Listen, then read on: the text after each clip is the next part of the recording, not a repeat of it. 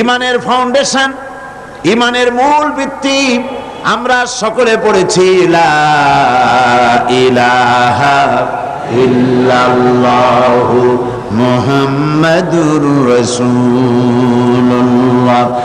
এই হলো আমাদের ইমানের ভিত্তি, কালেমা। এই কালেমা আমরাও পড়ি এবং ইমান এনেছি।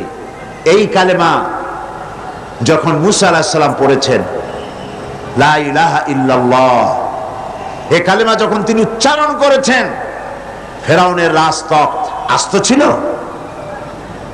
কথা বুঝতে পারছেন? এই কালেমার ধাক্কায় ফেরাউনের রাজতখ্ত কি আস্ত ছিল? চুরমার হয়ে গিয়েছে, দরিয়ার নীলে ডুবে মরতে হয়েছে। এই কালেমা যখন উচ্চারণ করেছেন হযরত ইব্রাহিম আলাইহিস সালাম, নমরুদের তত্ত্বটাও শেষ হয়ে গিয়েছে। এই কালেমা যখন উচ্চারণ করেছেন মুহাম্মাদুর রাসূলুল্লাহ সাল্লাল্লাহু আলাইহি ওয়াসাল্লাম, তখন আবু জাহাল, আবু লাহাব, উতবা, শাইবা, মুগীরা বংশশুদ্ধ, এদের সমস্ত রাজ ব্যবস্থা, সমস্ত সবকিছু ছিন্ন ভিন্ন হয়ে গিয়েছে। এই কালেমা আমরা উচ্চারণ করি, আমরাও পড়ি, কিন্তু ওই আসর হয় না যেই আসর হতো আম্বিয়া আলাইহিমুস সালাম কালেমার দাওয়াত দিলে, সাহাবায়ে কেরাম দাওয়াত দিলে যে আসর হতো, সেই আসর আমাদের দাওয়াতে হয় না। কথা ঠিক কিনা? বিষয়টা দেখুন, ওনারা দাওয়াত দিয়েছেন মুসা আলাইহিস সালামকে, ফেরাউনের মোকাবেলা করতে হয়েছে কালেমার দাওয়াত দিয়ে। ইব্রাহিম আলাইহিস সালাম কালেমার দাওয়াত দিয়ে নমরুদের মোকাবেলা করতে হয়েছে। সমস্ত নবীদেরকে মোকাবেলা করতে হয়েছে, রাসূল করিম সাল্লাল্লাহু আলাইহি ওয়াসাল্লামকে মোকাবেলা করতে হয়েছে। আর এই কালেমার দাওয়াত বর্তমান বিশ্বে দেওয়া হচ্ছে, সেই দাওয়াতে লোকেরা ফুল পাচ্ছে, মালা পাচ্ছে। ওনারা দাওয়াত দিতে গিয়ে জেল হয়েছে, জরিমানা হয়েছে, অত্যাচারিত হয়েছে, হিজরত করতে হয়েছে। আর বর্তমান যুগের দাওয়াত দিতে গেলে সেই অবস্থা হচ্ছে না, বরং অন্যরকম হচ্ছে। সুতরাং বোঝা যাচ্ছে যে দাওয়াতটি আল্লাহর পয়গম্বরেরা যেভাবে পেশ করেছেন ওইভাবে পেশ করা হচ্ছে না। ঈমানকেও আমরা সঠিকভাবে অনুধাবন করতে পারিনি। এই ঈমান কি শিক্ষা দেয়? আল্লাহর উপরে ঈমান আনলে সেই ঈমানদারকে কি শিক্ষা দেয় ঈমান, এই কথাটা আমি আপনাদের সাথে বলতে চাই। ঈমান বিল্লাহ, আল্লাহর প্রতি মানুষ যখন ঈমান আনে, তার প্রথম শিক্ষাটাই হচ্ছে ঈমানদারকে, ঈমান বিল্লাহ তাকে আত্মমর্যাদায় সমুন্নত করে, তাকে আত্মমর্যাদা শিক্ষা দেয়। সেটা কি?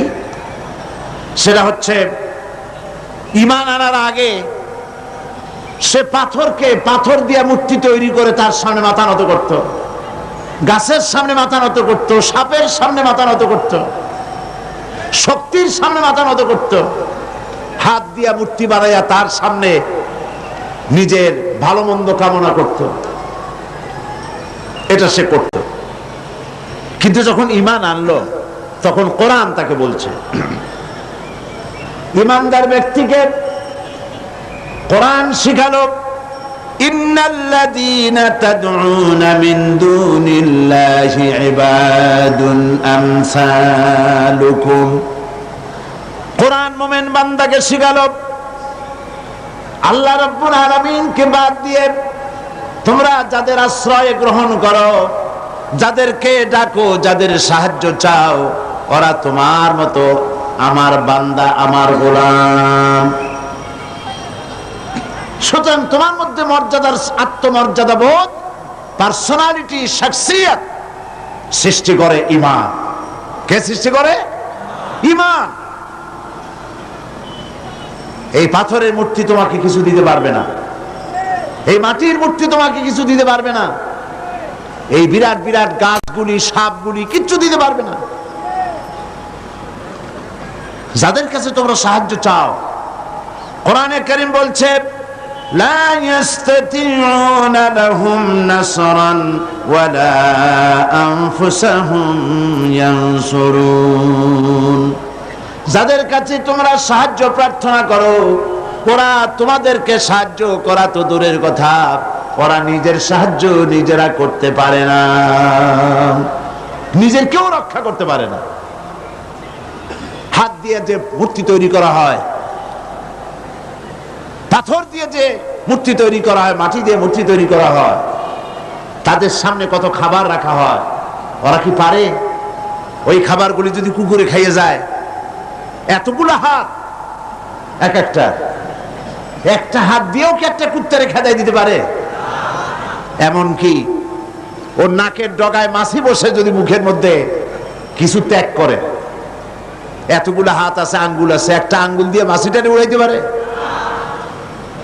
এগুলো তো পারি না, নিজের সাহায্য করতে পারে না। মানুষের সাহায্য করা তো দূরের কথা, ওরা কি মানুষ বানানো তো দূরের কথা। আল্লাহ পাক বলেছেন ওরা কি একটা মাছি বানাইতে পারে? আল্লাহ পাক বলেছেন কোরআন শরীফে, একটা মাছিও কি বানাতে পারে?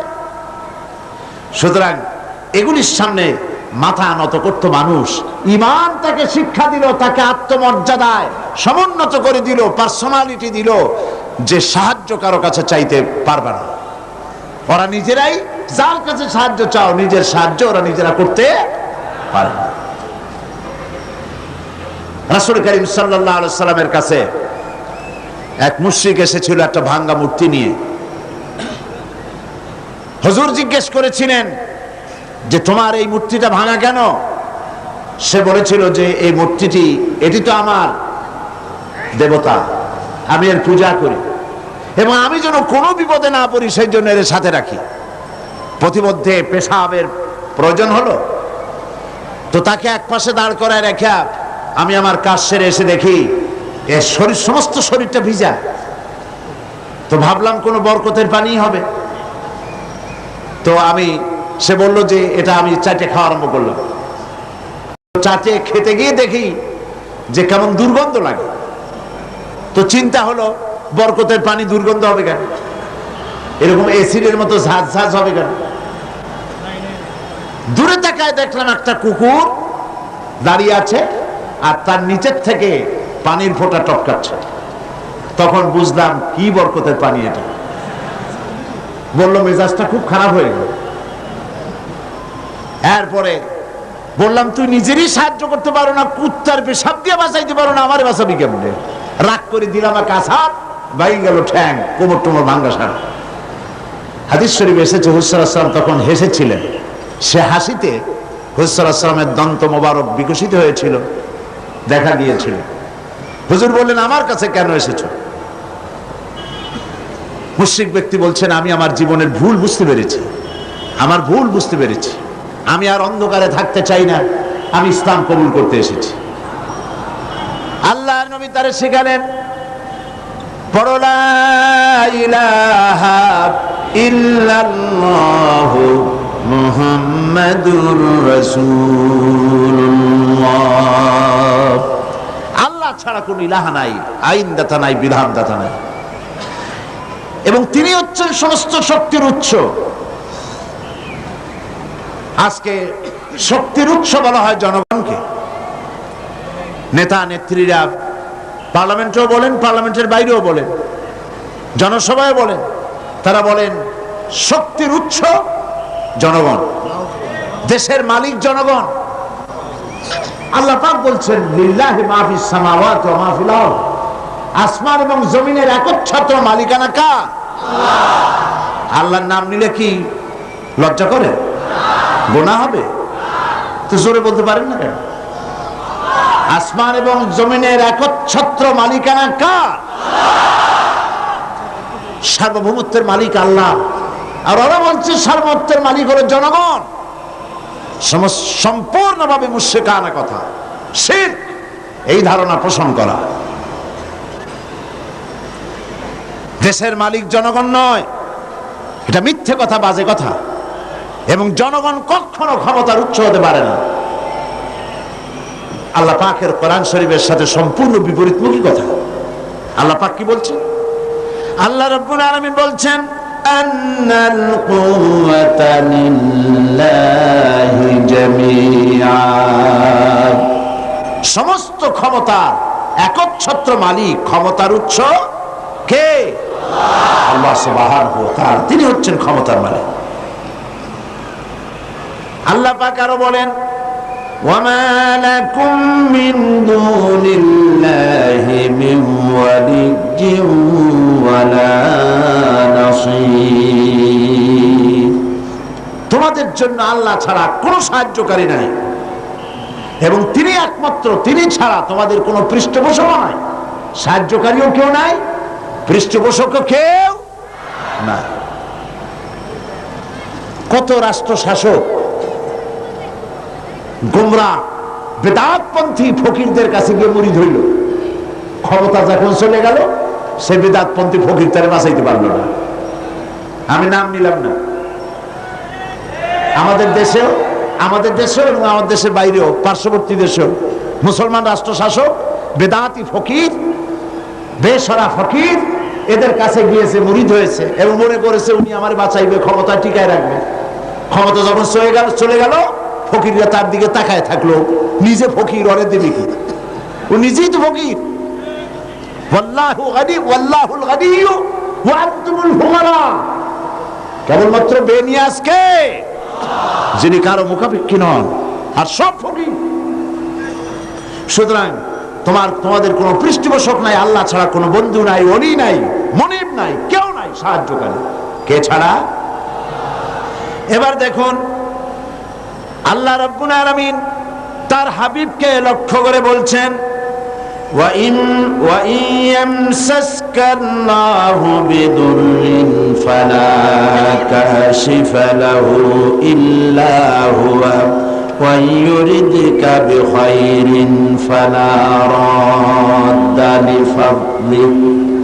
আল্লাহ পাক বলছেন, আল্লাহ যদি তোমার কোনো কল্যাণ করতে চান, তোমাকে যদি কোনো বিপদে ফেলতে চান, তাহলে সেই বিপদ থেকে তোমাকে কেউ রক্ষা করতে পারবে না। আর আল্লাহ যদি তোমাকে কোনো ফজল ও করম করতে চান, অনুগ্রহ করতে চান, সে অনুগ্রহ প্রত্যাহার করারও ক্ষমতা কারো নাই। সুবহানাল্লাহ। এ কথা কাকে বলা হচ্ছে? আল্লাহ পাক বলছেন তার রাসূলকে। আল্লাহ যদি আপনার কোনো অকল্যাণ করেন, আল্লাহ যদি আপনার কোনো বিপদ দেন, সেই বিপদ থেকে আপনাকে কেউ রক্ষা করতে পারবে না। সুবহানাল্লাহ বলবেন না? আর আল্লাহ পাক যদি আপনাকে কোনো কল্যাণ দিতে চান, সেই কল্যাণ থেকে আপনাকে কেউ ফিরাইতে পারবে না। এই বিশ্বাস মনের মধ্যে রাখুন। এটাই হচ্ছে ঈমান। ঈমান বিল্লাহ, আল্লাহর প্রতি ঈমান। এই শিক্ষা আমাদেরকে দেয়। আমাদের কপাল পুড়ছে কেন? কপাল পুড়েছে তো এই কারণে, আল্লাহকে ছেড়ে দিয়ে মানুষ মাজারে গিয়ে সেজদা দিয়েছে, কবরে গিয়ে সেজদা দিয়েছে, বেশরা ফকিরদের কাছে গিয়েছে। তাসাউফ একটি মহান বিষয়, একটি পবিত্র বিষয়। এই বিষয়টাকে ব্যবসায় পরিণত করা হয়েছে, এবং তাওহীদের কনসেপশন ক্লিয়ার না থাকার কারণে শিরক এবং বিদআত চরমভাবে বেড়েছে। মানুষ এগুলির কাছে গিয়ে সাহায্য কামনা করেছে, যার ফলে আল্লাহ পাক নারাজ হয়েছে। মুমিন ব্যক্তি, ঈমান বিল্লাহ মুমিন ব্যক্তিকে এই ট্রেনিং দেয়, সে আত্মমর্যাদা সম্পন্ন হবে। সে কখনোই কারো কাছে হাত পাতবে না, তার মর্যাদা এত বাড়বে। সে রিস্কের ব্যাপারে, মানুষ তো রুজিটারই একটু বেশি, রুজি না হইলে বাঁচবে কি করে, রিস্কের জন্যই সে সংগ্রাম করে। হক কথা বলতে গলা আটকে আসে। এই কথাটা যদি বলি তাহলে আর যদি দাওয়াত না হয়, এই কথাটা যদি বলি তাহলে যদি চাকরি না থাকে, এই কথাটা যদি বলে ফেলি তাহলে যদি জেলে যাই, এইসব হীনমন্যতায় পেয়ে বসে যারা ঈমান বোঝে নাই। আর ঈমান যাদের উপলব্ধি হয়েছে, ঈমানের বুঝ যাদের এসেছে, ঈমান তাদেরকে শিক্ষা দিয়েছে, রিস্কের জন্য হক কথা বলা থেকে বিরত থেকো না, কারণ রিস্কের মালিক কে? আল্লাহ রাব্বুল আলামিন বলেছেন, ইন্নাল্লাহা হুয়ার রাজ্জাকু যুল কুওয়াতিল মাতিন। নিশ্চয়ই যেন আল্লাহই হচ্ছেন মহান রিজিক দাতা, নিরঙ্কুশ শক্তির অধিকারী। রিস্কের মালিক হচ্ছেন তিনি। খেতে দেওয়ার মালিক কে বলেন? সবাই বলেন মালিক কে? কাজী হক কথা বলতে আপত্তি কোথায়? এই মসজিদে চাকরি না থাকে আরেক মসজিদে হবে, এই মাদ্রাসায় চাকরি না থাকে আরেক মাদ্রাসায় হবে। এই চাকরি ছাড়া আল্লাহ আপনারা খাওয়াইতে পারবে না, এটা বিশ্বাস করেন নাকি? তাহলে হক কথা বলতে আপত্তি কোথায়? হক কথা বলার লোকের সংখ্যা কমে গিয়েছে, কথা ঠিক কিনা? হক কথা বলা হচ্ছে না বলেই তো সাহস পাচ্ছে ইসলাম বিরোধীরা, সাহস পাচ্ছে নাস্তিক আর মুরতাদেরা। আল্লাহ রাব্বুল আলামিন কোরআনে কারীমের মধ্যে বলেছেন, ওয়ামা মিন দাব্বাতিন ফিল আরদি ইল্লা আলাল্লাহি রিজকুহা। এই পৃথিবীর বুকে এমন কোন বিচরণশীল জীব নাই যেই জীবের রিস্কের দায়িত্ব আমি আল্লাহ বা নিজ হাতে উঠায় নেই নাই। বিশ্বাস হয় না? এত বড় কথা। সমস্ত প্রাণীর রিস্কের দায়িত্ব কার হাতে? কার হাতে? আমার দেশে সরকার আছে, পৃথিবীর প্রত্যেকটা দেশে সরকার আছে, আছে না? সরকারবিহীন দেশ আছে কিনা আমি জানি না, সব দেশেই সরকার আছে। আর প্রত্যেকটা সরকারের ফরেন মিনিস্টার আছে, হোম মিনিস্টার আছে, তারপরে ফুড মিনিস্টার আছে, এগ্রিকালচার মিনিস্টার আছে, আছে না? মন্ত্রণালয় আছে না? এর মধ্যে একটা মন্ত্রণালয় হলো খাদ্য মন্ত্রণালয়, ঠিক কিনা? এই খাদ্য মন্ত্রণালয় একজন মন্ত্রীও আছে, আছে না? খাদ্য মন্ত্রণালয়ের একজন মন্ত্রী আছে, একটা সরকার আছে। তারপরেও মানুষ না খাইয়ে মরে, মরে কিনা? না খাইয়ে মরে কিনা? গতকাল আলোচনায় বলেছি এই পৃথিবীর অন্তত অর্ধেক মানুষ অনাহারে অর্ধাহারে কাটায়। তাহলে গভর্নমেন্ট আছে, খাদ্যমন্ত্রীও আছে, কিন্তু মানুষ না খেয়ে মরছে। অবশ্য খাদ্যমন্ত্রীরা কোনোদিন না খেয়ে মরছে এগুলি শোনা যায় না। তাহলে দেখুন, এরকম একটি গভর্নমেন্ট আল্লাহরও আছে। আল্লাহর একটা গভর্নমেন্ট আছে না? সেই আল্লাহর যে গভর্নমেন্ট, সেই সরকার, আল্লাহর যে সরকার, সেই সরকারের এরকম কোন মন্ত্রণালয়, কোন বিভাগকে ভাগ করে আলাদা আলাদা মন্ত্রণালয় তৈরি করা হয় নাই। সবটার মালিক কে? এখন আপনারা একটা কথার জবাব দেন, এই পৃথিবীতে মানুষ বেশি না ছাগল, গরু, পাখি, পোকা, মাকড়, স্থল প্রাণী, জলচর প্রাণী, স্থলচর প্রাণী, উভচর প্রাণী, এই প্রাণীগুলি বেশি না মানুষ বেশি? কারা বেশি? কারা বেশি? প্রাণী জগৎ বেশি। তাহলে আমাদের সরকারগুলি, পৃথিবীর সরকারগুলি প্রত্যেকটা আলাদা আলাদা সরকার, এবং তাদের দেশের উৎপাদন আছে, এক্সপোর্ট ইম্পোর্ট, বিভিন্ন রকমের ব্যবসা বাণিজ্য আছে। এই সব কিছু থাকা সত্ত্বেও মানুষ না খেয়ে মরে। আর আল্লাহর যে সরকার, সেই সরকারটার দিকে তাকিয়ে দেখুন তো, এই অসংখ্য পাখি আকাশে ওড়ে। গত বছর 50,000 পাখি সাইবেরিয়ায় না খেয়ে মারা গেছে, এরকম কোন রিপোর্ট পাওয়া গেছে? অন্তত 40,000 লোট্টাফিশ না খেয়ে মরে ভাসে উঠছে চট্টগ্রামের কর্ণফুলীতে, এরকম কোন আপনারা কোন নমুনা পেয়েছেন?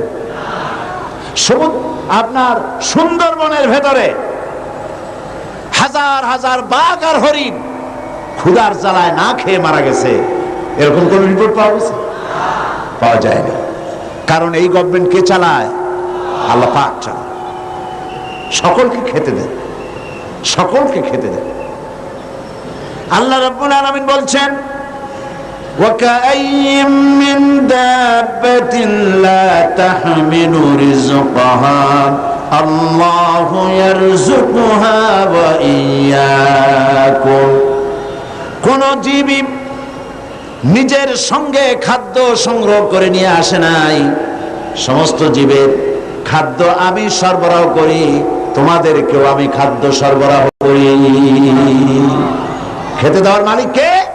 আল্লাহ পাক। এই জমিন থেকে আল্লাহ পাক খাদ্য দিচ্ছেন, আকাশ থেকে খাদ্য দিচ্ছেন। আমাদের রিস্ক এই জমিনে নয়, আমাদের রিস্ক কোথায়? আসমানে। আসমান থেকে আল্লাহ পাক রিস্কের ব্যবস্থা করে থাকেন। সুতরাং ঈমান প্রথম যে শিক্ষাটা দিল, ঈমান বিল্লাহ প্রথম যে শিক্ষাটা দিল, সেই শিক্ষাটা হলো এই যে আমি আমার মাথা নত করতে পারবো না, আমার আত্মমর্যাদা সিস্টেমের ব্যাপারে, যে আমি পৃথিবীর কোন মন্ত্রীর গোলাম নই, কোন প্রেসিডেন্টের গোলাম নই, কোন পীর বুজুর্গের গোলাম নই, কোন মানুষের গোলাম নই, আমি গোলাম কেবলমাত্র কার? জোরে বলুন, সে আল্লাহ পাকের গোলাম, যার হাতের মুঠায় সমস্ত প্রাণীর জীবন। তিনি আমাকে খেতে দেন, তিনি আমাকে পড়তে দেন, তিনি আমাকে সাহায্য করেন, তিনি আমাকে বিপদ থেকে বাঁচান। ঈমান। 2 নম্বরে ঈমান বিল্লাহ মানুষকে যে শিক্ষা দেয়, সে শিক্ষাটা হচ্ছে মুমিনকে নিরহংকার বানায়। সুবহানাল্লাহ বলেন। মুমিন ব্যক্তির ভিতরে কোনো অহংকার জায়গা পাবে না, সে বিনয় হবে, বিনম্র হবে, নিরহংকার হবে। কারণ হচ্ছে আল্লাহ পাক তাকে বলেছেন ওয়া হুয়াল কাহিরু ফাওকা ইবাদি, আল্লাহর কর্তৃত্ব থেকে বেরিয়ে আসার ক্ষমতা কোনো মানুষের নাই। আল্লাহ পাক বলেছেন ইয়া মাশারাল জিন্নি ওয়াল ইনস, হে পৃথিবীর মানুষেরা আর জিনেরা, ইন ইসতাতা'তুম আন তানফুযু মিন আকতারিস সামাওয়াতি ওয়াল আরদ, যদি সম্ভব করতে পারো আমার আকাশের নিচের থেকে, আমার জমিনের উপর থেকে বেরিয়ে যাও।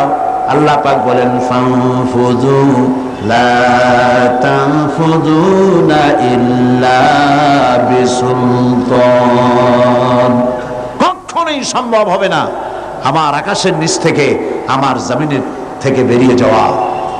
সুতরাং আমার কর্তৃত্ব থেকে বেরিয়ে যাওয়ার কোনো উপায় নাই, আমার কর্তৃত্বের মধ্যেই থাকতে হবে। সেই জন্য কোন অহংকার মুমিন বান্দার মধ্যে হতে পারে না। কিসের অহংকার করবেন? স্বাস্থ্যের অহংকার করবেন। কতটা স্বাস্থ্যের মালিক হয়েছেন, আল্লাহ পাক যদি ইচ্ছে করেন তাহলে ডায়রিয়া দিয়ে দিবেন, এমন ডায়রিয়া হবে। ডায়রিয়া কি খুব শক্ত না পাতলা? ডায়রিয়া পাতলা, যত বেশি পাতলা হয় কয় স্ট্রং ডায়রিয়া। এই পাতলা জিনিস কেমনে স্ট্রং হয় আল্লাহ জানে। এমন স্ট্রং ডায়রিয়া হলো সলিমুদ্দিন কোথায় খুঁজেও পাওয়া যায় না, স্বাস্থ্যের মালিক। সুতরাং স্বাস্থ্যের বড়াই করবেন না, বিদ্যার বড়াই করবেন। কত বড় বিদ্যা অর্জন করেছেন, টাকার বড়াই করবেন, কত টাকার মালিক হয়েছে। আল্লাহ পাক যদি ব্রেনের মধ্যে টিউমার দিয়ে দেন, ব্লাডের মধ্যে ক্যান্সার দিয়ে দেন, আল্লাহ পাক যদি হার্টের মধ্যে মারাত্মক কোনো রোগ দিয়ে দেন, সারা পৃথিবী বিক্রি করবেন, ঔষধের পয়সা হবে না। আপনি তো জানেন না কত বড় নিয়ামত ভোগ করছেন। প্রতি মুহূর্তে শ্বাস ফেলছেন, শ্বাস গ্রহণ করছেন, নিঃশ্বাস ফেলছেন, শ্বাস গ্রহণ করছেন। এটা কি নিয়ামত নয়? বলেন, এটা কি নিয়ামত নয়? এই নিয়ামতটা আপনি বুঝেন না। এই নিয়ামতটা বোঝার জন্য যার শ্বাসকষ্ট আছে, শ্বাসকষ্টের রোগী আছে না, বুঝেন তো? শ্বাসকষ্টের রোগীর কাছে গিয়ে জিজ্ঞেস করেন, সে বলতে পারবে একটা শ্বাসের দাম কত। সুবহানাল্লাহ বলবেন না? সুতরাং আল্লাহ পাকের এই নিয়ামত, অর্থের নিয়ামত দিয়েছেন আল্লাহ পাক। অর্থের বড়াই করো না, স্বাস্থ্যের বড়াই করো না, বিদ্যার বড়াই করো না, ক্ষমতার বড়াই করো না। এই ক্ষমতা দেওয়ার মালিক আল্লাহ, আর ছিনায় নেওয়ার মালিকও আল্লাহ পাক। মানুষ বোঝে না, মানুষ বোঝে না, ক্ষমতায় পাগল হয়ে বসে এবং সিংহাসনের চতুর্দিকে স্ক্রু নাট দিয়ে টাইট দিতে থাকে, যাতে কখনো এই চেয়ার ছাড়া না লাগে। চেয়ারের হাতল 2 হাত দিয়া ধরিয়া 2 পাও দিয়া পায়ের সাথে ব্যাট দিয়ে পেঁচাইয়া মজবুত হয়ে বসে থাকে, নড়বই না। কিন্তু থাকতে তো পারবে না, কি বলেন? পণ্ডিত জওয়াহরলাল নেহেরু পাগলা গারদ দেখতে গিয়েছিলেন। পাগলেরা দেখিয়া জামা কাপড় কেতাদুরস্ত সুপুরুষ, তাকে দেখে জিজ্ঞেস করছেন তুমি কে? তিনি বললেন আমি ভারতের প্রধানমন্ত্রী, আমার নাম পণ্ডিত জওয়াহরলাল নেহেরু। পাগলেরা বলছে ও, আমরাও যখন এখানে আসছিলাম এই তোমার মতো এরকমের লম্বা লম্বা কথা আমরাও বলতাম, থাকো কিছুদিন আমাদের সাথে, তোমার গরম মাথাও ঠান্ডা হয়ে যাবে।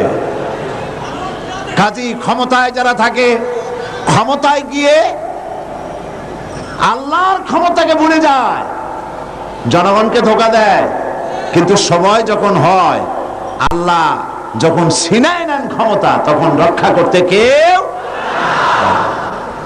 এই জন্য মুমিন ব্যক্তির দ্বিতীয় নম্বরের শিক্ষা হচ্ছে মুমিনকে ঈমান বিল্লাহ, তাকে বিনয় এবং বিনম্র হওয়ার শিক্ষা প্রদান করে।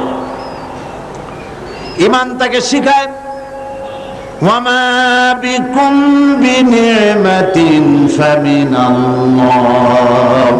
আল্লাহ পাক বলেন যে নিয়ামতই তোমরা লাভ করেছো আল্লাহ পাকের পক্ষ থেকে, আল্লাহর নিকট থেকেই তা এসেছে।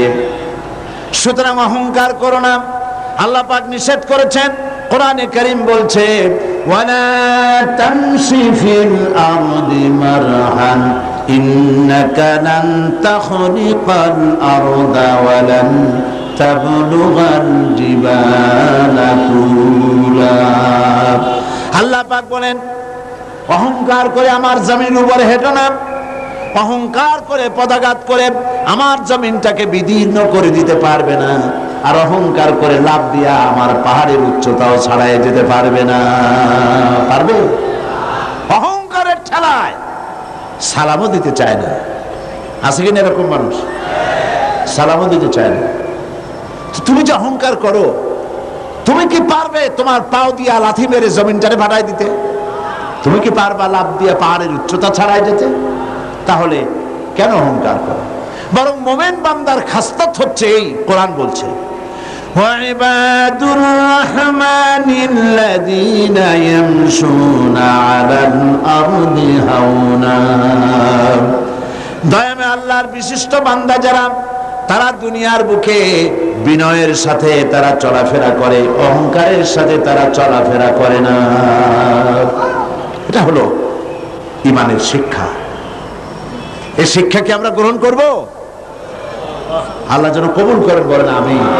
আমরা কেউ যেন অহংকার না করি, কখনো না, কখনো যেন অহংকার আমাদের মধ্যে জায়গা না পায়। কিবর, অহংকার, আত্মম্ভরিতা কবিরা গুনাহ, এর থেকে আল্লাহ পাক আমাদেরকে রক্ষা করুন, বলি আমিন। হাদিসে কুদসিতে এসেছে, আল্লাহ পাক বলেছেন অহংকার, কিবর, এটা হচ্ছে আমার চাদর। যে ব্যক্তি কিবর করে, অহংকার করে, সেজন্য আমার চাদর নিয়ে টানাটানি করে। নাউজুবিল্লাহ! কত বড় গোস্তাখ, বেয়াদব! আল্লাহ চাদর নিয়ে টানাটানি করে, নাউজুবিল্লাহ। এটা হচ্ছে 2 নম্বরের শিক্ষা। ঈমান এই শিক্ষা প্রদান করে একজন মুমিনকে। আল্লাহর প্রতি যে ঈমান আনে, তার প্রথম শিক্ষা সে আত্মমর্যাদা সম্পন্ন ব্যক্তিত্ব হবে, আল্লাহ ছাড়া কারো সামনে হাত পাতবে না। সুবহানাল্লাহ। 2 নম্বরে সে বিনয় হবে, বিনম্র হবে, নিরহংকার হবে। আর 3 নম্বরে আল্লাহর প্রতি ঈমান ঈমানদারকে নির্ভীক বানায়। সুবহানাল্লাহ। যে ব্যক্তি ঈমানদার হবে সে নির্ভীক হবে, সে কাউকে ভয় পাবে না। মানুষ তো মৃত্যুকেই সবচাইতে ভয় পায়। কোনটাকে ভয় পায় বেশি?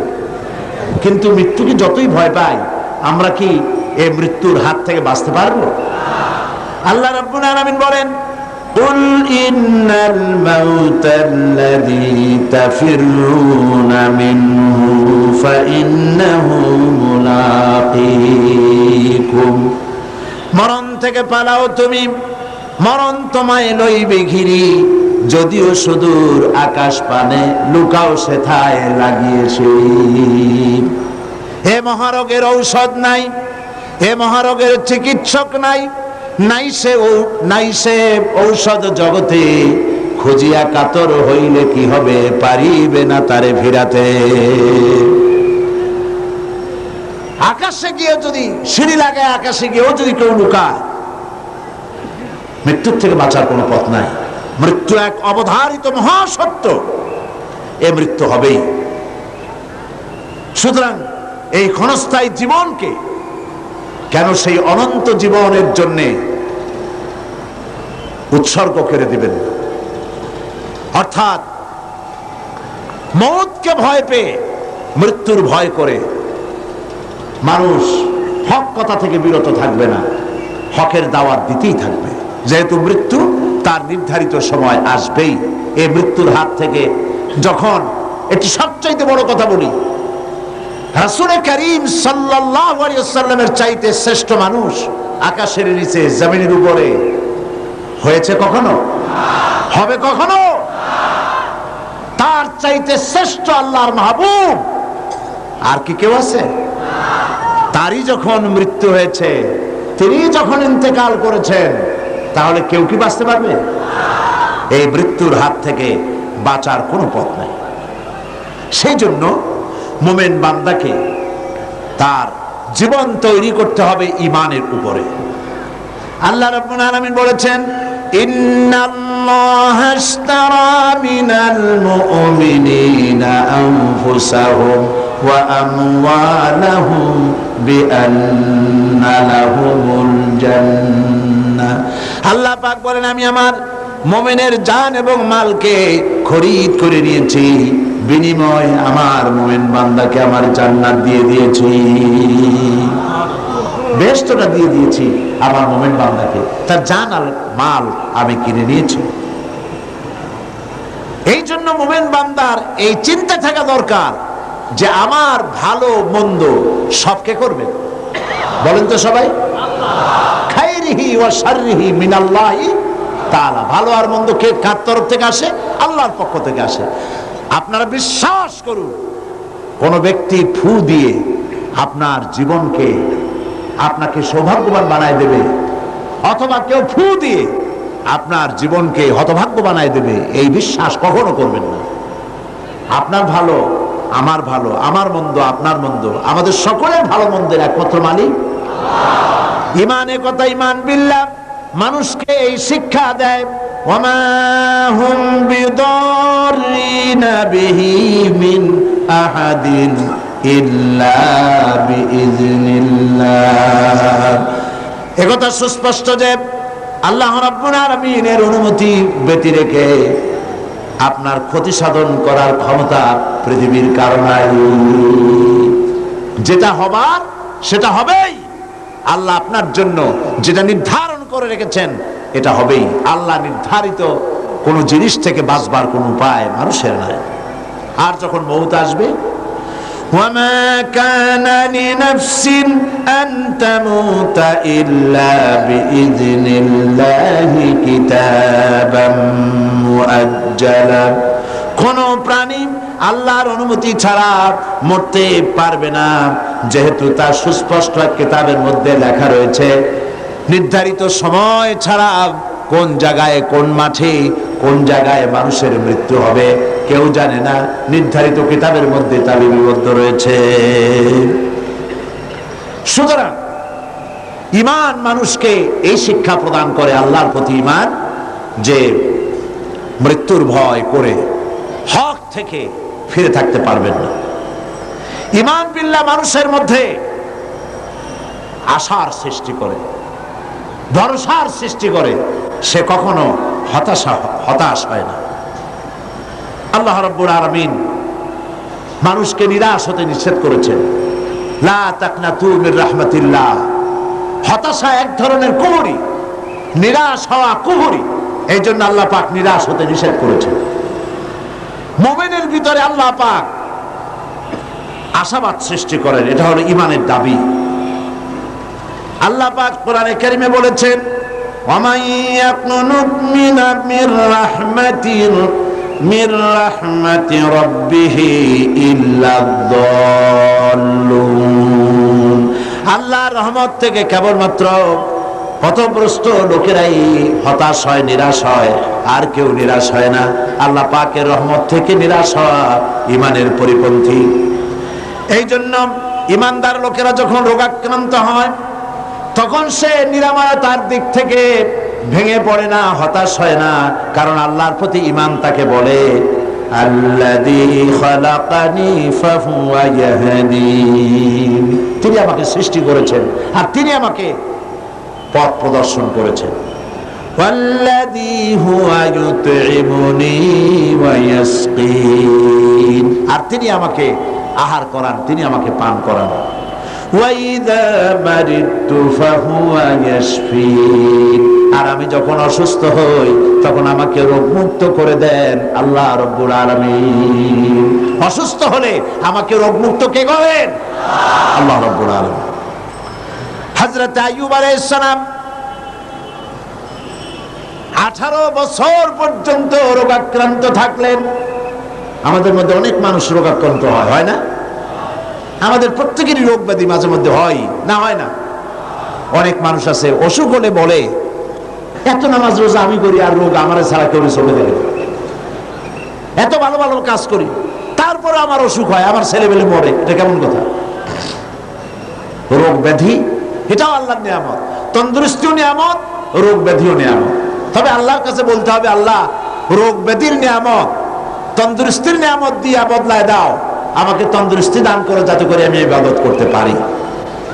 হযরত আইয়ুব আলাইহিস সালাম 18টি বছর পর্যন্ত রোগ ভোগ করার মধ্যে যখন শরীরের ভিতরে পোকা জমে গেল, জিহ্বায় যখন পোকা শুরু হয়েছিল, তখন তিনি বলেছিলেন রব্বুল আলামিন এতদিন কোনো কথা বলি নাই, এখন আমার জিহ্বায় পোকা ধরেছে, আয় আল্লাহ পাক তুমি দয়া করে আমার জিহ্বায় পোকা দিও না, কারণ আমার জিহ্বায় যদি পোকা হয়ে যায় তাহলে তুমি আল্লাহ তোমার জিকির আমি কি দিয়া করব? আল্লাহ পাকের কাছে বললেন আন্নী মাসানি আদ-দুররু ওয়া আনতা আরহামুর রাহিমিন। আয় আল্লাহ আমি অসুস্থ হয়ে পড়েছি আর তুমি হচ্ছো পরম করুণাময় দাতা এবং দয়ালু, আমাকে রোগমুক্ত করে দাও। এটা না বলে তিনি খুব কায়দা করে বললেন যায় আল্লাহ আমি অসুস্থ আর তোমার নাম রহমান রহিম। আল্লাহ রাব্বুল আলামিন তার দোয়া কবুল করলেন, আল্লাহ পাক তাকে শুনিয়ে দিলেন। আল্লাহ পাক বলছেন ফাকাশাফনা মা বিহি মিন দুররি ওয়া আতাইনাহু আহলাহু ওয়া মিসলাহুম মাহুম রাহমাতাম মিন ইনদিনা। আমি তার কষ্ট দূর করে দিলাম এবং তাকে কেবল তার পরিজনই ফেরত দিলাম না, বরং তার সঙ্গী সাথী যারা ছিল তাদেরকেও আমি ফেরত দান করে দিলাম। আল্লাহ পাক হযরতে আইয়ুব আলাইহিস সালামকে 18 বছর রোগ শোক ভোগ করার পর পূর্ণ সুস্থতা দান করে দিলেন। কোরআন শরীফে নজির এই সব ঘটনা আল্লাহ উল্লেখ করেছেন এই জন্য, যাতে করে আপনাদের কাউকে হতাশায় পেয়ে না বসে। হতাশ হওয়া এটা ঈমানের পরিপন্থী। এবার দেখুন হযরত ইয়াকুব আলাইহিস সালাম প্রাণ প্রিয় সন্তান হযরত ইউসুফ আলাইহিস সালামকে তিনি হারিয়ে ফেলেছেন। হযরত ইউসুফকে হারায়া হযরত ইয়াকুব কিন্তু হতাশ হয়ে যান নাই, বরং তিনি বলেছেন, আল্লাহ হযরত ইয়াকুব আলাইহিস সালামের কথাকে কোরআন শরীফে কোট করে দিলেন, ফাসাবরুন জামিলুন আসাল্লাহু আইয়াতিয়ানি বিহিম জামিআ ইন্নাহু হুয়াল আলিমুল হাকীম। ধৈর্য ধারণ করাই উত্তম। ফাসাবরুন জামিল, উত্তম ধৈর্য ধারণ করলাম, এটাই উত্তম। হয়তো শীঘ্রই আল্লাহ পাক আমাকে আমার সন্তানকে আমার নিকট ফিরিয়ে দিবেন, এই কথা তিনি হতাশ হন নাই, বরং আল্লাহর প্রতি তিনি আশাবাদ ব্যক্ত করেছেন। আর আল্লাহ পাক তার এই দোয়া কবুল করেছেন। হযরত ইউসুফ আলাইহিস সালামকে তার পিতার কাছে আল্লাহ ফিরিয়ে দিয়েছেন, দেন নাই? কি বলেন, দেন নাই আল্লাহ পাক? হযরত ইউনূস আলাইহিস সালাম মাছের পেটের মধ্যে চলে গেলেন, মাছ তাকে গিলে ফেলল। ইউনূস আলাইহিস সালামকে গিলে মাছ নদীর অতল তলদেশে চলে গেছে, বাঁচার কোনো পথ নাই। মাছের পেটের ভিতরে দরজা নাই, জানালা নাই, ছিদ্র নাই, বেরোতে পারেন এমন কোনো জায়গা নাই। আল্লাহ পাক হযরত ইউনূসের এই ঘটনা বলতে গিয়ে কোরআনে কারীমের মধ্যে বলছেন ওয়াযান্নুন إذ ذهب مغاضبا فظن أن لن نقدر عليه فنادى في الظلمات أن لا إله إلا أنت سبحانك إني كنت من الظالمين মাছের পেটের ভেতরে বসে হযরত ইউনূস আলাইহিস সালাম চিৎকার দিলেন। কি পড়লেন? পড়েন আমার সাথে সবাই মিলে, লা ইলাহা ইল্লা আনতা সুবহানাকা ইন্নী কুনতু মিনাল যালিমিন। হায় আল্লাহ, আল্লাহ ছাড়া কোনো ইলাহ নাই, আমি তোমার পবিত্রতা ঘোষণা করছি, আমি আমার উপরে জুলুম করেছি। এই বলে তিনি কাঁদতেছিলেন। আর আল্লাহ রাব্বুল আলামিন ইউনূস আলাইহিস সালামের কান্না বুঝি শোনেন নাই? বলেন শুনেছেন কিনা? ইউনূস আলাইহিস সালামের কান্না তিনি শুনলেন আর তিনি জবাব দিলেন। আল্লাহ পাক জবাব দিয়ে দিলেন, ফাস্তাজাবনা লাহু ওয়া নাজ্জাইনাহু মিনাল গাম্মি ওয়া কাযালিকা নুনজিল মুমিনিন। আল্লাহ পাক বলেন, আমি ইউনূসের ডাক শুনলাম, ডাকের জবাব দিয়ে দিলাম, মাছের পেটের ভিতরে যন্ত্রণা দিয়ে দিলাম, মাছ ভেসে উঠলো আর দরিয়ার কিনারে গিয়া ইউনূস আলাইহিস সালামকে বমি করে দিল। আল্লাহ পাক বলেন, ওয়া কাযালিকা নুনজিল মুমিনিন। শুধু ইউনূসকে নয়, এইভাবে করে আমার কোন মুমিন বান্দারা যদি বিপদে পড়ে যায়, তাহলে তারা যদি আমার কাছে কান্দে, আমি রব্বুল আলামিন এই ধরনের বড় বড় বিপদ হোক আর ছোট বিপদ হোক, সব বিপদ থেকে আমি আল্লাহ পাক বাঁচাইয়া দেব।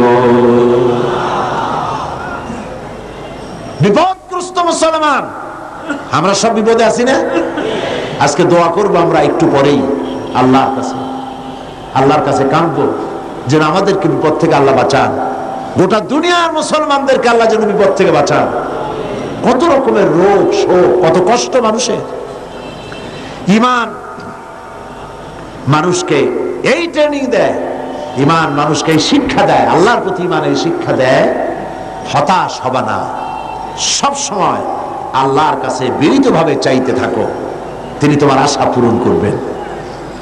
আল্লাহ পাক আরো বলেছেন, قل يا عبادي الذين اسرفوا على أنفسهم لا تقنطوا من رحمة الله। আল্লাহ পাক বলেন, নবী আপনি বলে দেন, হে আমার ওই সব বান্দা যারা নিজেদের উপরে বাড়াবাড়ি করেছো, অর্থাৎ গুনাহ করেছো। আজকের মাহফিলে যত লোক এসেছেন, এর মধ্যে যারা জিনাকার, যারা মদখোর, যারা জুয়ারি, যারা ঘুষখোর, যারা সুদখোর, যারা নামাজ ছেড়েছে, আল্লাহ রাব্বুল আলামিনের সঙ্গে মারাত্মক মারাত্মক গুনাহ যারা করেছে, এভাবে পৃথিবীতে যারা করেছে, আল্লাহ বলেন, নবী আপনি ডেকে বলেন, নিরাশ হয়ে যেও না, আল্লাহর রহমত থেকে নিরাশ হয়ে যেও না। সুবহানাল্লাহ। তুমি কত গুনাহ করেছো, তোমার গুনাহ যদি পাহাড় সমান হয় আমার আল্লাহর রহমত তাহলে আকাশ সমান, আর তোমার গুনাহ যদি আকাশ সমান হয়ে যায়, আল্লাহর রহমত তো আল্লাহর আরশ ছাড়াইয়া গেছে। এই পৃথিবীতে যার কাছে যত চাইবেন সে তত অসন্তুষ্ট হবে।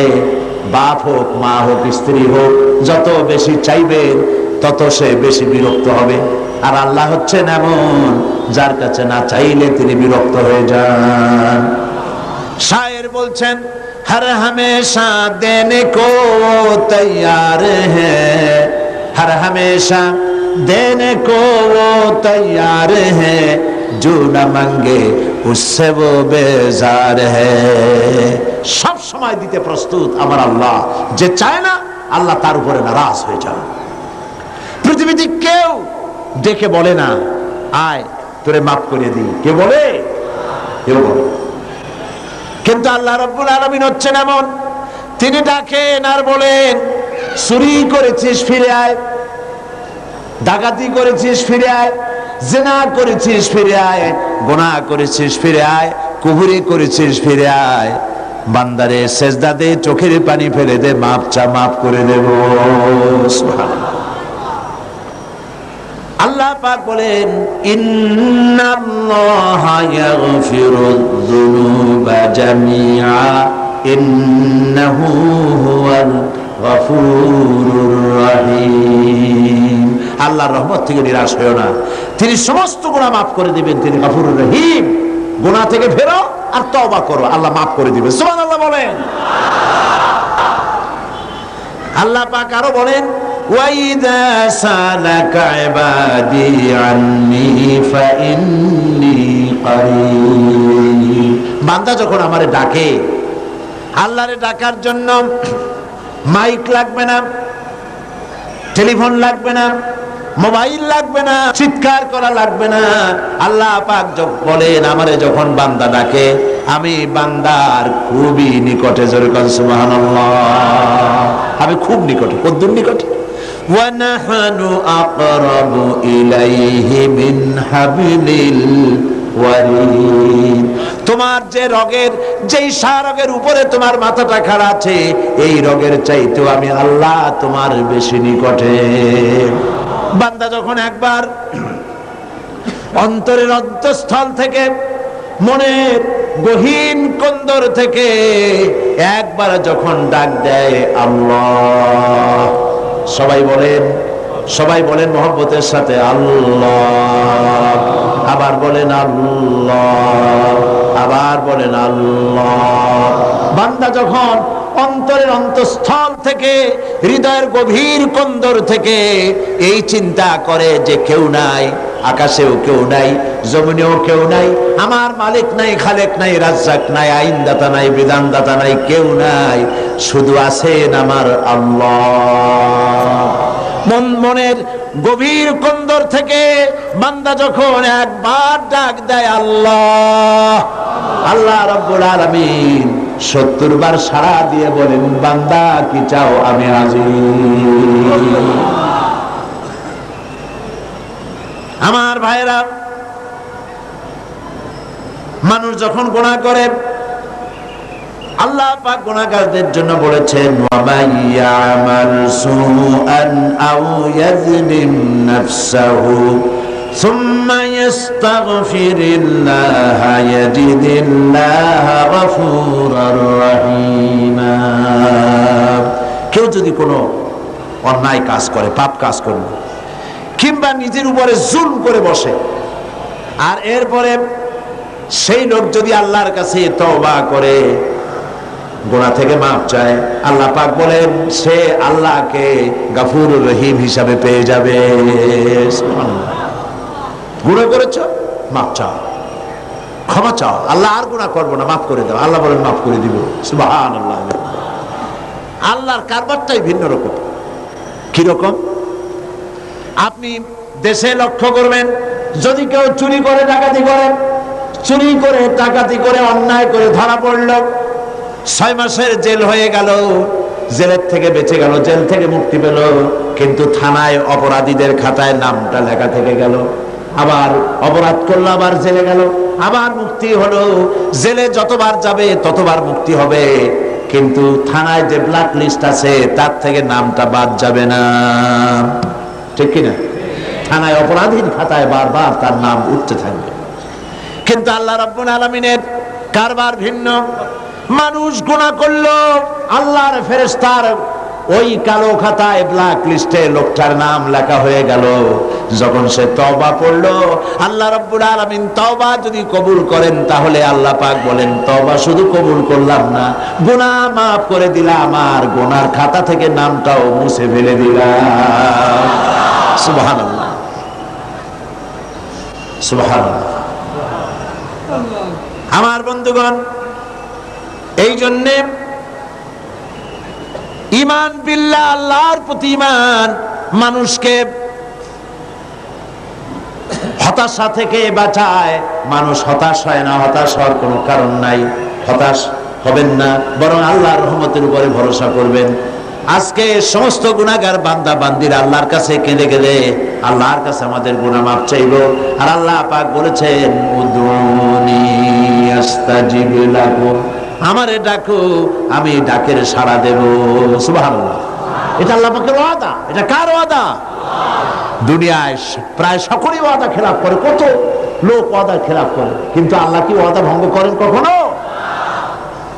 সুতরাং আল্লাহ পাক বলেছেন আমারে ডাকো আমি ডাকের সাড়া দেব। ডাকেন সবাই, সুবহানাল্লাহ আলহামদুলিল্লাহ লা ইলাহা ইল্লাল্লাহ, জোরে সুবহানাল্লাহ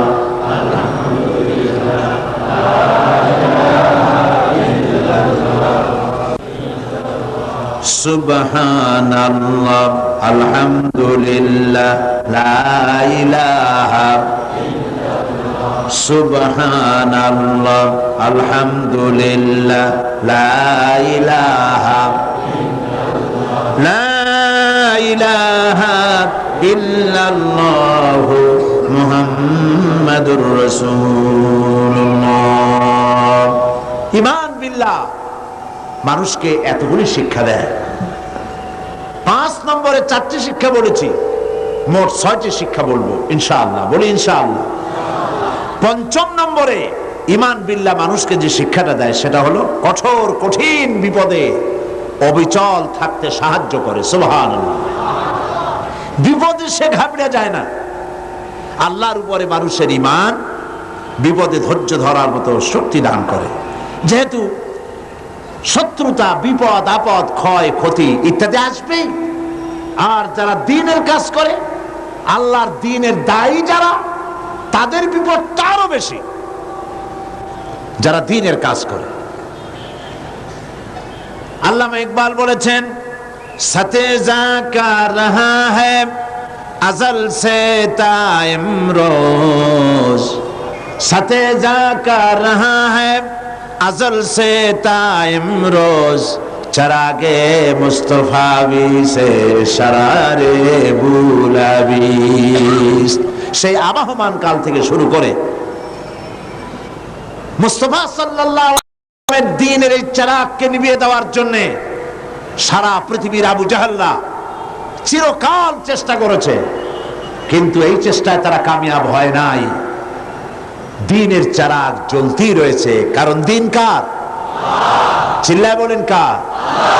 আল্লাহ পাক বলছেন ইউরিদুনা লিইউতফিউ নূরাল্লাহি বিআফওয়াহিহিম ওয়াল্লাহু মুতিম্মু নূরিহি ওয়ালাউ কারিহাল কাফিরুন। ওরা চায় মুখের ফু দিয়া আমার আলোকে নির্বাপিত করবে। আল্লাহ পাক বলেন আমি আমার নূরকে, আমার দ্বীনকে পূর্ণতা দান করব, তাতে কাফের বেঈমানদের মনের মধ্যে যত জ্বালা যন্ত্রণা হোক না কেন, ওরা যত জ্বলুক আর পুরুক, দ্বীন প্রতিষ্ঠা আমি করব ইনশাআল্লাহ। আল্লাহ পাক করবেন। দ্বীন প্রতিষ্ঠা কে করবেন? দ্বীনের পূর্ণতা কে দান করবেন? আল্লাহ পাক করবেন। আর এরা বিরোধিতা করতে থাকবে। বিরোধিতা করে কারা? আল্লাহ পাক বলছেন ওয়াকাযালিকা জাআলনা লিকুল্লি নাবিয়্যিন আদুওয়াম মিনাল মুজরিমিন। আর এমনি করে আমি সকল নবীর শত্রু বানিয়েছি সব পাপিষ্ঠ অপরাধ প্রমাণ লোকদেরকে। নবীর সাথে বিরোধিতা করলো কারা? পাপিষ্ঠরা। জোরে বলেন কারা? চিল্লায় কোন না কারা? আল্লাহ পাক কোরআন শরীফ বলেছেন যে নবীদের বিরোধিতা করেছে সব পাপীরা, অপরাধ প্রবণতায় লিপ্ত এই পাপিষ্ঠরাই নবীদের বিরোধিতা করেছে। আর আজকে ইসলামী আন্দোলনের বিরোধিতা করে নেককার লোকেরা, নাকি? কারা? যারাই বিরোধিতা করে সব পাপিষ্ঠ। ইসলামী আন্দোলনের বিরোধিতা যারা করে তারা কি? চিল্লায় কও তারা কি? আপনারা লক্ষ্য করে দেখেন,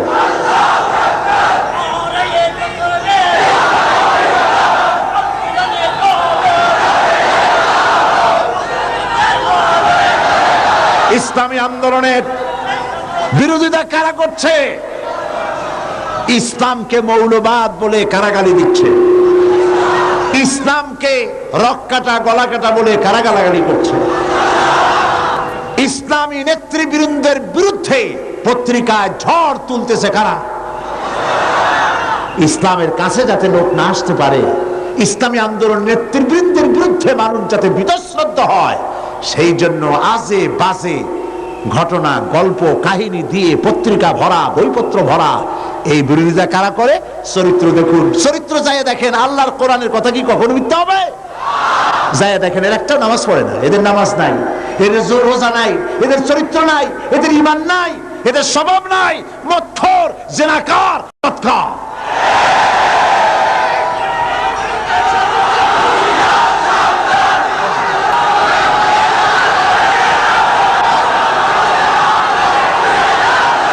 কঠিন বিপদে, কঠিন বিপদে আর কঠিন মুসিবতে ধৈর্য ধারণ করা দৃষ্টান্ত নবীগণ আমাদেরকে দেখায় গেছেন। আল্লাহর নবীরা ধৈর্য দেখায় গিয়েছেন। আজ এ পবিত্র রাতে শিক্ষা গ্রহণ করার তৌফিক আল্লাহ আমাদের দান করুন বলি আমি। যত বিপদ আসুক, আল্লাহ রাব্বুল আলামিন হযরতে মূসা আলাইহিস সালামের ঘটনা তুলেছেন। কত বড় বিপদ দেখো। ফালাম্মা তারাআল জামআনি ক্বালা আসহাবু মূসা ইন্না লামুদরাকুন। যখন নাকি মূসা আলাইহিস সালামের সাথীরা দেখতে পেল ফেরাউন এবং তার দলবল তিন দিক থেকে আক্রমণ করেছে, একদিকে দরিয়ায় নীল, আর একদিকে, আর তিন দিক থেকে শত্রুরা ঘেরাও করেছে, তখন তারা বলছে আমরা পাকড়াও হয়ে গেছি, আমাদের তো আর উপায় নাই, এখন আমাদেরকে মেরে ফেলা হবে। আল্লাহ পাক হযরতে মূসার কথা কোট করে শোনাচ্ছেন। হযরতে মূসা বললেন, ক্বালা কাল্লা ইন্না মা'য়া রাব্বি সায়াহদিন। কখনো নয়, অবশ্যই আল্লাহ আমাদেরকে পথ দেখায় দিবেন। সুবহানাল্লাহ। চিন্তা করেছেন, তিন দিক থেকে আক্রান্ত, সারাশি আক্রমণ। ফেরাউন তিন দিক থেকে আক্রমণ করেছে, একদিকে দরিয়ার, তিন দিকে কি ফেরাউনি সৈন্য। পালাবার রাস্তা আছে? সেই জায়গায় পয়গম্বর কি বলছে? অবশ্যই আল্লাহ আমাদের পথ দেখাবে। পালাবার যেখানে কোনো পথ নাই, সেইখানে আল্লাহর পয়গম্বর বলছেন আল্লাহ পথ দেখাবেন। সঙ্গে সঙ্গে রব্বুল আলামিন কোরআনে কারিমে এই ঘটনা শোনাচ্ছেন। ফাআওহাইনা ইলা মূসা আনিদরিব বিআসাকাল বাহরা ফানফালাকা ফাকানা কুল্লু ফিরকিন কাত্তাউদিল আযীম। সহসা সমুদ্র দীর্ঘ হয়ে গেল। আল্লাহ পাক বললেন, হাতের লাঠি দিয়ে পানির উপরে আঘাত করো, পানি ফেড়ে গেল। দরিয়ার ভিতরে 12টা রাস্তা হয়ে গেল, আর এক একটা দেওয়াল পাহাড়ের মতো করে খাড়া হয়ে গেল। ওয়ানজাইনা মূসা ওয়া মান মাআহু আজমাইন। এই রাস্তা দিয়া আমি মূসা এবং তার দলবলকে পার করে দিলাম। সুম্মা আগরাকনাল আখারিন। আর ফেরাউনের দলবলকে চুবাইয়া শেষ করে দিলাম। সুবহানাল্লাহ। হযরতে মূসার এই বিপদ থেকে কে বাঁচালেন? আল্লাহ পাক। দুনিয়ার সব মুসলমান মুমিনদেরকে এই কথা বলছেন, আল্লাহর প্রতি ঈমান আনার অর্থ এটাই, বিপদ আসুক, মুসিবত আসুক, যাই আসুক, অবিচল দৃঢ়তার সাথে বুক ফুলায় দাঁড়ায় থাকো এবং আল্লাহর কাছে সাহায্য কামনা করো। হযরতে হুদ আলাইহিস সালামের বিরুদ্ধে গোটা সমাজ লেগে গেল। হযরতে হুদ গোটা রাষ্ট্রকে বললেন, ফাকিদুনি জামিআ সুম্মা লা তুনজিরুন।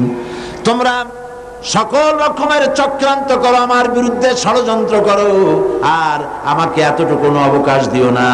ইন্নী তাওয়াক্কালতু আলাল্লাহি রাব্বি ওয়া রাব্বিকুম। আমি ভরসা করেছি সেই আল্লাহর উপরে, যিনি তোমাদের রব আর আমারও রব। অতএব তোমরা যত পারো আমার বিরুদ্ধে ষড়যন্ত্র চালাও। এই সাহসিকতা দেখিয়েছিলেন হযরতে হুদ আলাইহিস সালাম। মুমিন বান্দাদেরকে এই সাহস থাকা দরকার। সমস্ত রকমের বাতিল, জাহিলি, তাগুতি, সমস্ত শক্তির অন্যায়ের বিরুদ্ধে দাঁড়াতে হবে। আর ঝড়ের মতো, টর্নেডোর মতো যত বিপদ আসুক, ইন্না কাইদাশ শায়তানি কানা দাঈফা, শয়তানের চক্রান্ত আসলে দুর্বল। শয়তানের চক্রান্ত আসলে কি? দুর্বল। কে বলতেছেন? আল্লাহ বলতেছেন দুর্বল। আপনি সবল মনে করবেন কেন? আপনারা কি সবল মনে করেন? সুতরাং আল্লাহ পাককে সবচাইতে শক্তিশালী মনে করতে হবে। এবার রাসূল করিম সাল্লাল্লাহু আলাইহি ওয়াসাল্লাম এর অবস্থা দেখুন। এর শিক্ষা এটা, ভয় পেও না, সমস্ত বিপদের মোকাবেলা করতে হবে সাহসিকতার সাথে। একথা ঘোষণার সঙ্গে সঙ্গে আল্লাহ পাক বলেন, ফাআনজালাল্লাহু সাকিনাতাহু আলাইহি ওয়া আইয়াদাহু বিজুনুদিন লাম তারাওহা। আল্লাহ পাক তখন আল্লাহ তার মনে গভীর শান্তি, স্বস্তি এবং প্রশান্তি দান করে দিলেন। আর এমন সৈন্য পাঠালেন যেই সৈন্য দিয়ে সাহায্য করলেন যাকে তোমরা দেখতে পাও নাই। এই সাহায্য করেছেন আল্লাহ পাক। এভাবে আল্লাহ পাক বিপদে আপদে মুসলমানদেরকে চিরকাল সাহায্য করেছেন। সেই সাহায্যের ঘটনা আমি এখানে আনতে চাই না। আমার মূল বক্তব্য ছিল যে আল্লাহ পাকের উপরে ঈমান আনলে পরে সেই ঈমান এই ট্রেনিং দেয়। সর্বশেষ ঈমান, আল্লাহর প্রতি ঈমান মানুষকে 6 নম্বরে যে উপকারটা করে, যে ট্রেনিংটা দেয়, সেটা হলো নৈতিক সংশোধন এবং কর্মের শৃঙ্খলার শিক্ষা দেয়। ঈমান, ঈমান বিল্লাহ। আল্লাহ পাকের প্রতি যারা ঈমান আনে, সেই ঈমান মানুষকে এমন ভাবে তৈরি করে দেয়, তার আখলাক ভালো হয়, তার চরিত্র ভালো হয়। এই কারণে যে আল্লাহ রাব্বুল আলামিন তাকে বলেছে, ইন্নাল্লাহা লা ইয়াখফা আলাইহি শাইউন ফিল আরদি ওয়ালা ফিস সামা। আল্লাহ পাক বলেন, নিঃসন্দেহে আসমান এবং জমিনের ভিতরে কোনো জিনিস আল্লাহর কাছে গোপনীয় নাই। এই কথা কি আমরা বিশ্বাস করি? না, করি না। বিশ্বাস করলে কি এই দুরবস্থা হয়? আল্লাহ রাব্বুল আলামিনের কাছে কোনো জিনিস গোপন নাই, এইটা বিশ্বাস করলে আমরা কোনো গুনাহের কাজে যাইতে পারতাম? আমরা গুনাহের কাজ মানুষ করতে পারতো না, ভয় পাইতো আল্লাহ পাকের। আল্লাহ পাক সবকিছু দেখতে পান, শুনতে পান। আল্লাহ পাক বলছেন, মানুষের নৈতিক মান সৃষ্টি করার জন্য কোরআনে কারীমের মধ্যে আল্লাহ বলে রেখেছেন, মা ইয়ালফিযু মিন কাওলিন ইল্লা লাদাইহি রাকীবুন আতীদ। মানুষ এমন কোনো কথা বলে না যে কথাকে ফেরেশতারা রেকর্ড করে না রাখে। সব কথা রেকর্ড হয়ে যায়। আল্লাহ পাক বলছেন, মা ইয়াকুনু মিন নাজওয়া সালাসাতিন ইল্লা হুয়া রাবিউহুম। এমন 3 জন নাই যেখানে তোমরা পরামর্শ করো ওইখানে চতুর্থ সত্তা রয়েছে যার নাম হচ্ছে আল্লাহ। যেখানে তোমরা 3 জন সেখানে চতুর্থ কে? ওয়ালা খামসাতিন ইল্লা হুয়া সাদিসুহুম। যেখানে তোমরা 5 জন সেখানে আল্লাহ হচ্ছেন ষষ্ঠ। ওয়ালা আদনা মিন যালিকা ওয়ালা আকসারা ইল্লা হুয়া মাহুম আইনামা কানু।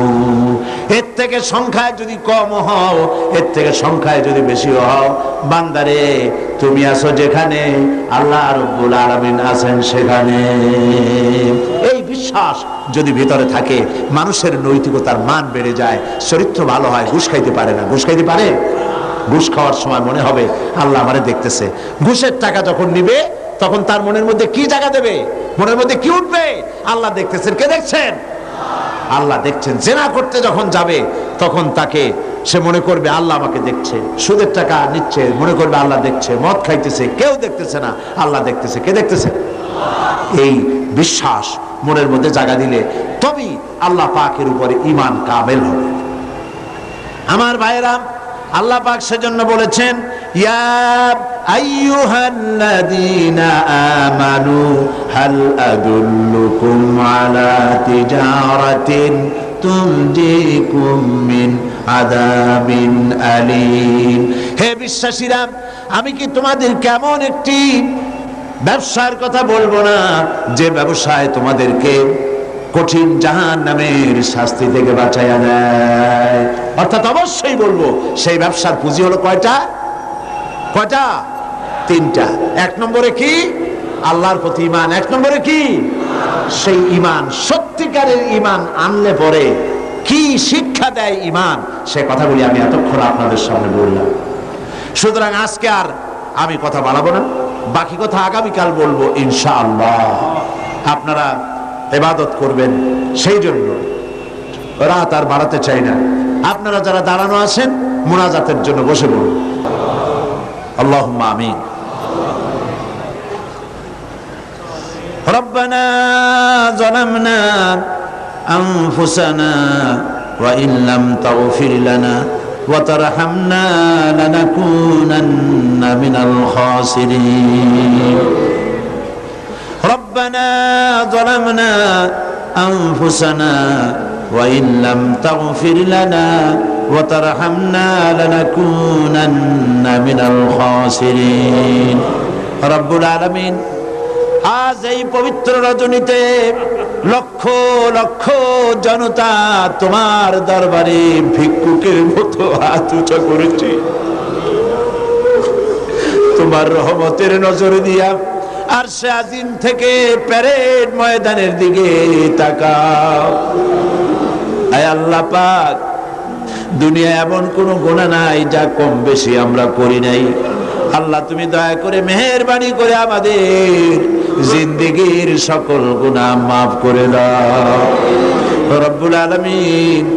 আয় আল্লাহ তাআলা, আমাদের আলোচনার সওয়াব, দুরূদ ও সালামের সওয়াব রাসূল করিম সাল্লাল্লাহু আলাইহি ওয়াসাল্লামের রূহ মুবারকে পৌঁছায়া দাও রব্বুল আলামিন। আয় আল্লাহ তাআলা, আমরা যারা এই মুহূর্তে হাত তুলেছি বড় আশা করে হাত তুলেছি,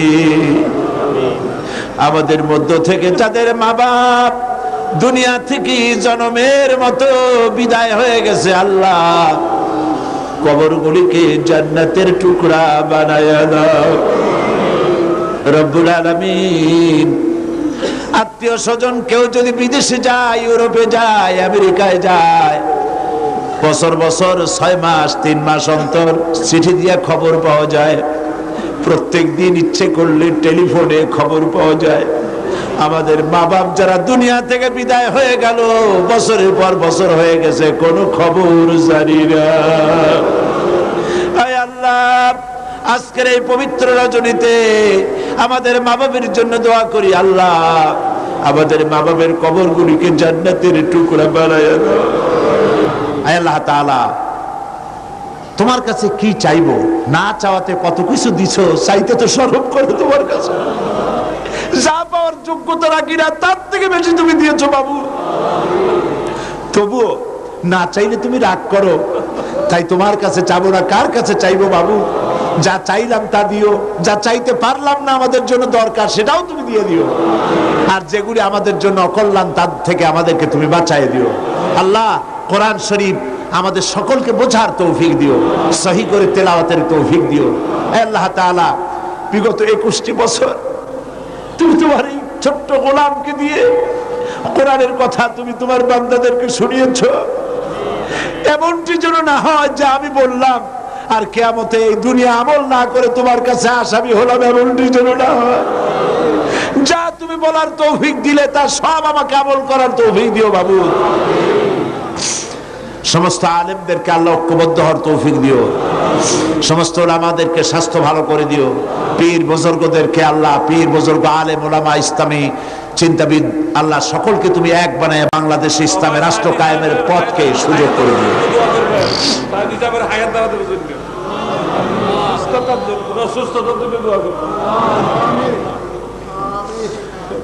আল্লাহ পাক আমাদের স্ত্রী, আমাদের সন্তান, আমাদের ছেলে মেয়ে সবাইকে হিদায়াত করো আল্লাহ, সবাইকে নামাজি বানাও, সকলকে দিনদার বানাও, সকলকে পরেজগার বানাও।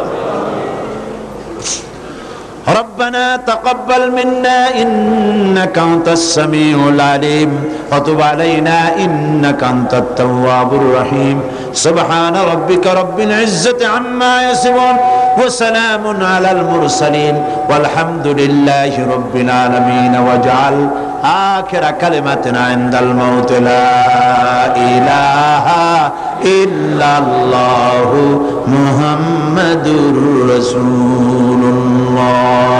আসসালামু আলাইকুম ওয়া রাহমাতুল্লাহ।